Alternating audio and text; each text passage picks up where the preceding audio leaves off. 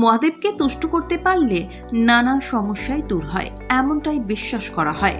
তাই শিবের পুজো করেন অনেকেই।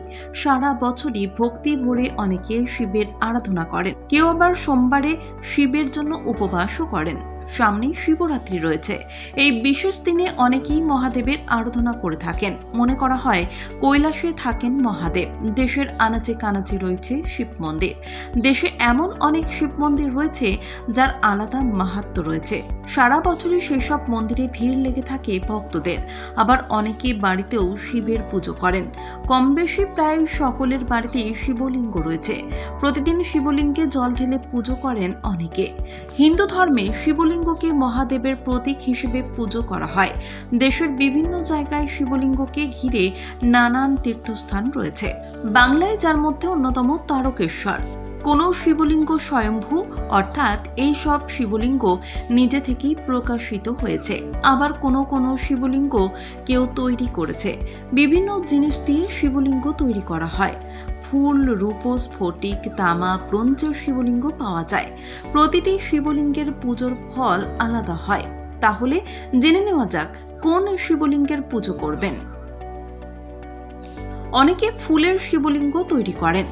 মনে করা হয় ফুলের শিবলিঙ্গ তৈরি করে পুজো করলে জমি কেনা এবং বাড়ি তৈরির স্বপ্ন পূরণ হয়। এই শিবলিঙ্গ পুজো করলে মহাদেবের আশীর্বাদ পাওয়া যায়। আবার স্ফটিকের শিবলিঙ্গ পুজো করলে মনে করা হয় সব ইচ্ছে পূরণ হয়। মনে করা হয় রীতি মেনে স্ফটিকের শিবলিঙ্গ পুজো করলে ভক্তদের মনস্কামনা পূরণ করেন মহাদেব। রূপোর শিবলিঙ্গ পুজো করলে পূর্বপুরুষদের মুক্তি লাভ হয়।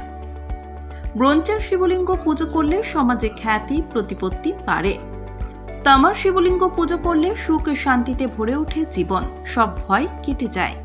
পারদের তৈরি শিবলিঙ্গে পুজো করলে এবং দর্শন করলে উপকার পাওয়া যায়।